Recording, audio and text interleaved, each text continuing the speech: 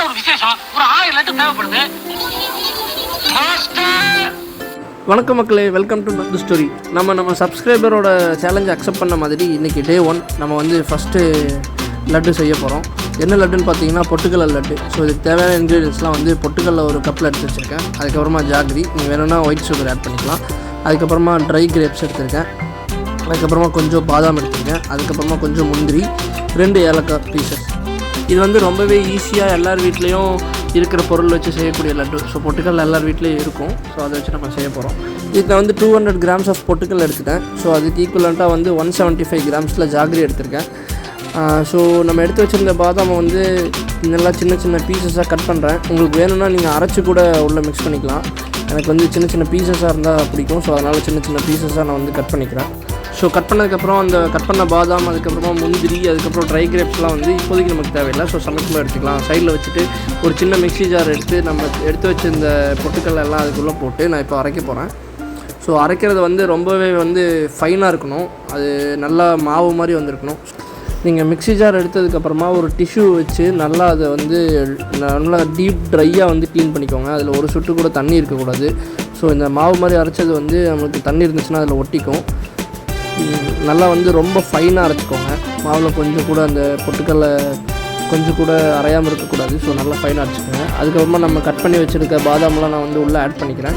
நீங்கள் பாதாம் இதுக்குள்ளேயே போட்டு அரைக்கிறதுனா கூட நீங்கள் அரைச்சிக்கலாம், நோ இஷ்யூஸ். தனியாக ஒரு பவுலில் ஆட் பண்ணி ஓரமாக எடுத்து வச்சிடலாம். அதுக்கப்புறமா இப்போ ஜாகரி நம்ம அரைக்க போகிறோம். ஸோ ஜாகரி ஏன் அரைக்கிறோம் அப்படின்னா, அது ஆல்ரெடி அரைச்ச மாதிரி தான் இருக்கும். இருந்தாலும் அதை நம்ம ஏன் அரைக்கிறோன்னா இன்னும் கொஞ்சம் அது நல்லா மாவு மாதிரி ஃபைன் ஆக்கிக்கிறதுக்கு. ஏன்னா நம்ம சாப்பிடும்போது அது ஒரு மாதிரி மணலாக தெரியக்கூடாது. அதனால் அது அரைக்கும்போது கூடவே வந்து அந்த 2 பீஸ் ஆஃப் ஏலக்காவும் நான் உள்ளே போட்டுக்கிட்டேன். ஸோ இந்த மாதிரி வந்துடும் நல்லா ஃபைனாக.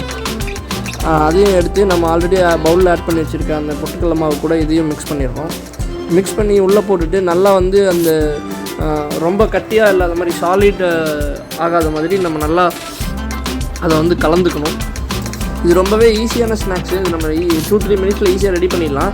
ஸோ ஸ்கூலுக்கு போயிட்டு வர கிட்ஸுக்கெலாம் வந்து டக்குன்னு ரெடி பண்ணி கொடுத்துடலாம். ஒரு ரொம்ப ஹெல்த்தியான டிஷ்ஷாக இருக்கும். இதை நல்லா ஏர்டைட் கண்டெய்னரில் போட்டு வச்சிட்டோன்னா 1 வீக் வரைக்குமே வச்சு சாப்பிட்லாம்.